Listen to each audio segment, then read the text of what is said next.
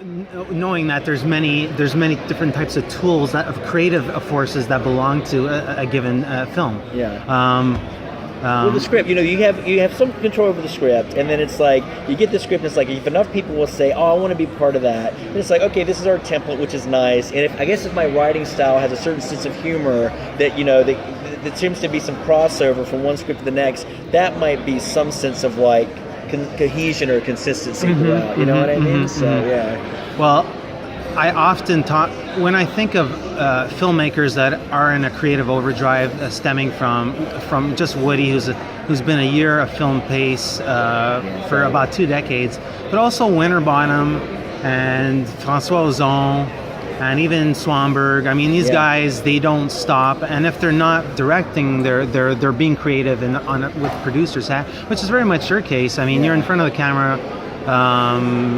3 times out of 1, if not in behind the camera.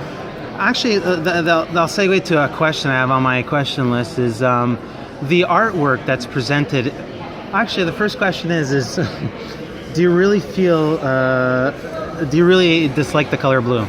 No, it is a very cheap thing with red and blue politics. You know what I mean? Like, relating back to the political. Yeah, it aspect. It's really simple. I tried to make a lot of the political themes. I thought they were subtle, but they're very overt. You know what I mean? And blue and red wasn't supposed to be overt. It was just a matter of just like, because the artist, Anne Heche's character uses blue. So it's just a matter of something to latch onto for a reason to dislike.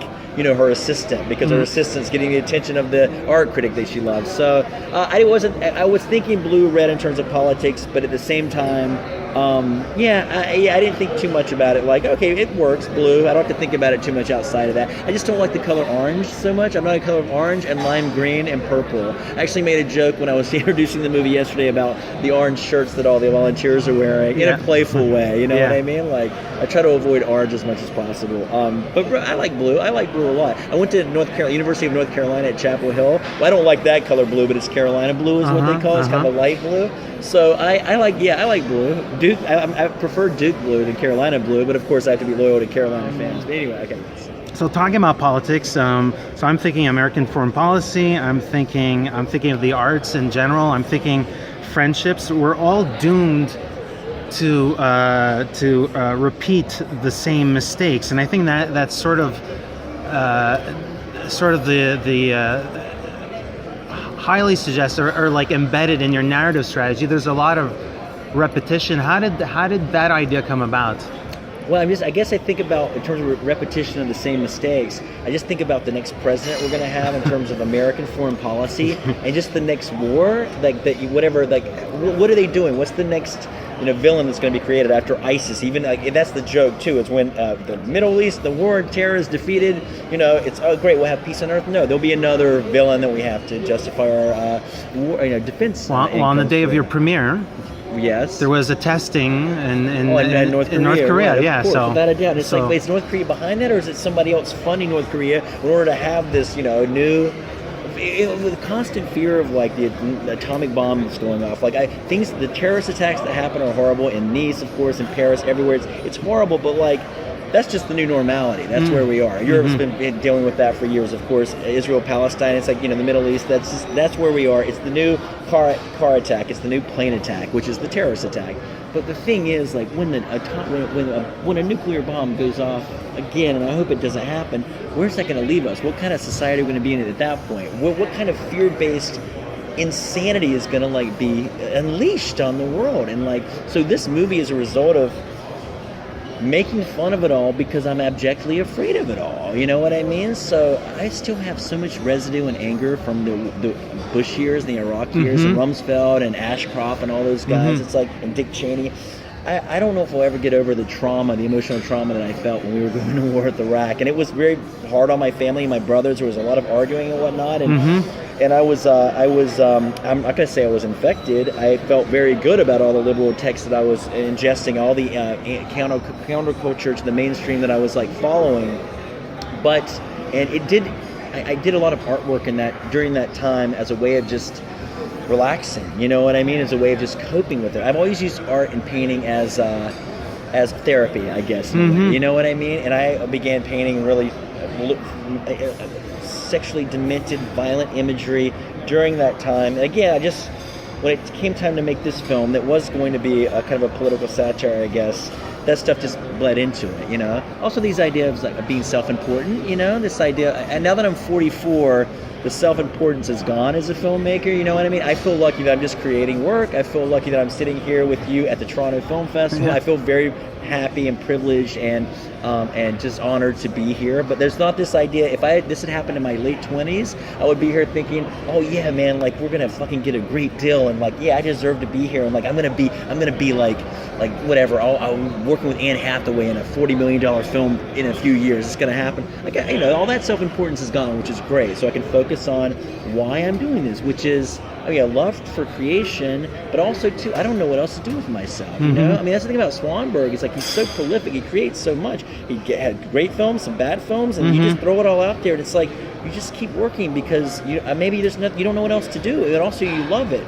But with that comes this superiority, I think, with some artists, and I've been there. I mean, which is like what I'm doing is special, which is not. You know what I mean? But I'm doing that in the. When Anne Heche's character is the artist, there's a scene where she talks about how someone from an art magazine wants to interview her, and she's like, oh, they never cared about my work before, tell them to go fuck themselves. There's a small moment of that. That stuff, of course, comes from a truthful place of years ago where I thought, why is he being, or is she being like loved in the press, and why am I being ignored? That's what all artists go through who feel like there's a big conspiracy, not all, but some artists who feel there's a conspiracy that, oh wow, they're ignoring me because, or whatever, because for whatever reason, it's just whatever, the bitterness that goes with that. I feel very, very ashamed in some ways that I don't have a child, or that I'm not married, or I'm not responsible. Because in the way I look at it, in order for me to feel better about my choices to be a bachelor, is that those who have children, they're self-important about the choice they made. You know what I mean? So Anne Heche is self-important about her artistry. Sandra Oh's character is very self-important about her child.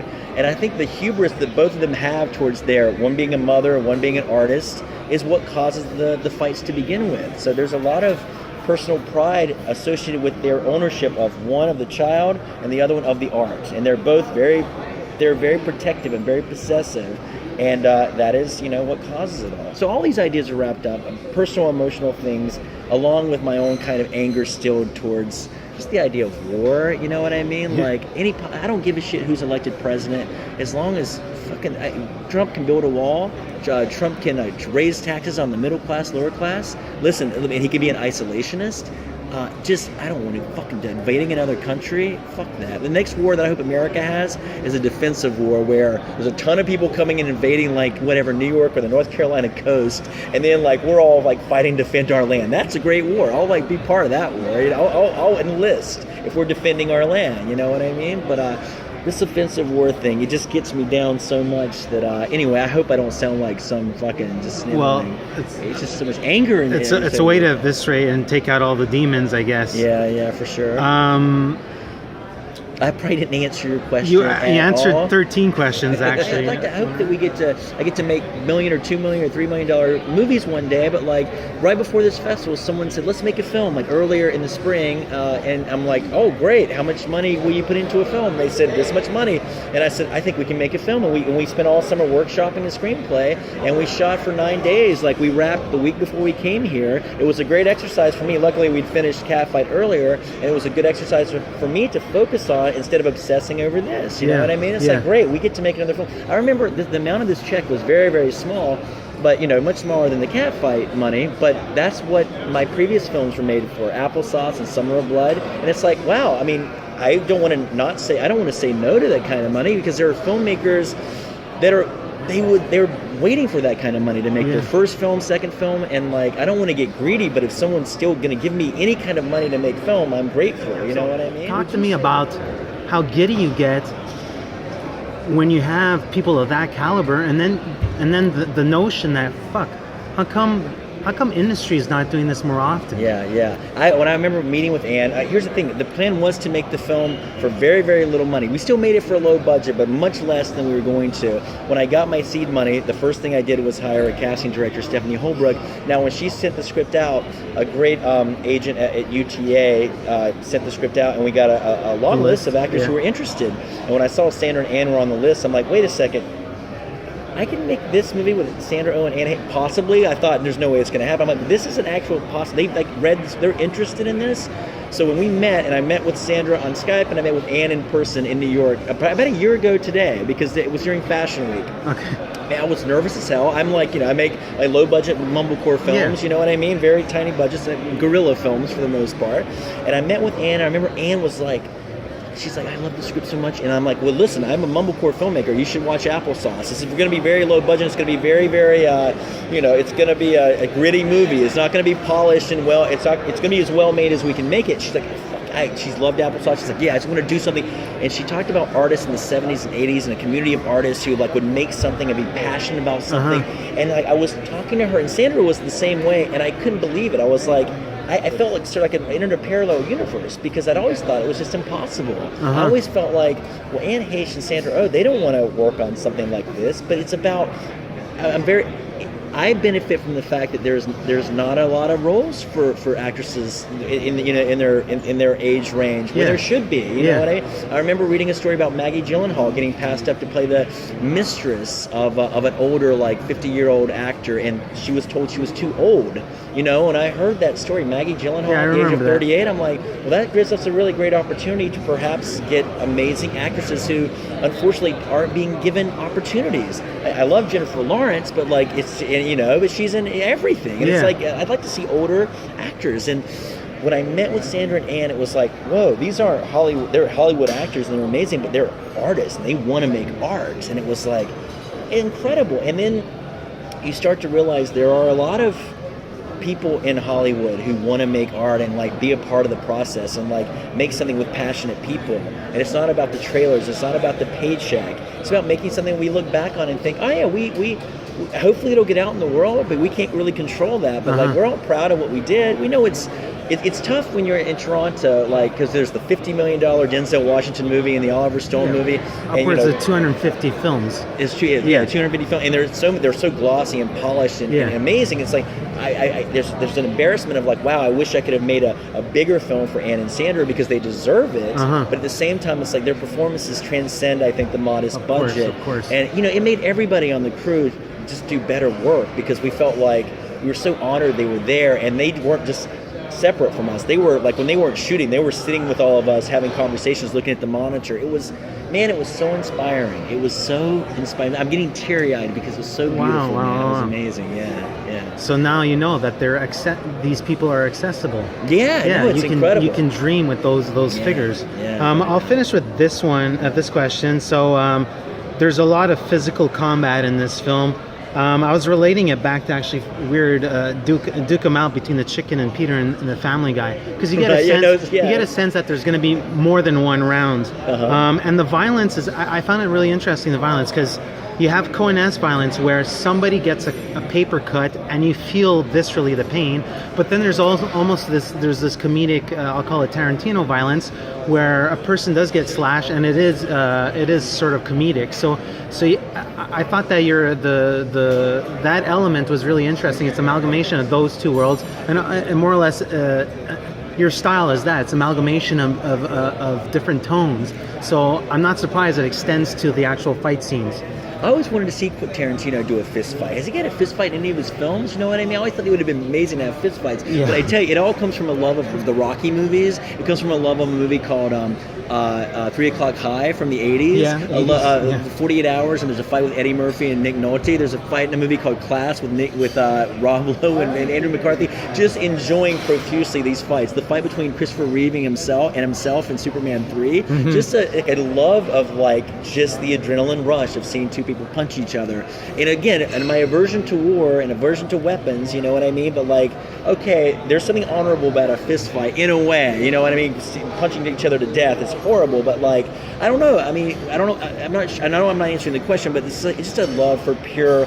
At the end of the day, a movie like Catfight has to deliver on the title, and so we knew, at the end of the day, when Sandra and I met, it was like, well, regarding the fist fights, it was like, well, these have to be physical, these have to be bloody. We don't have to justify why they know how to fight. It just has to feel alive. You know what I mean? And they were there, and the stunt coordinator, Ballant. I can't pronounce his last name, but anyone's going to try. But he was so amazing and brilliant. Everything worked out so well in this. We just got, the universe came to our aid, man. It was wonderful. That's what you hope for, I guess, in all films and whatnot. Well, looking forward to your next project.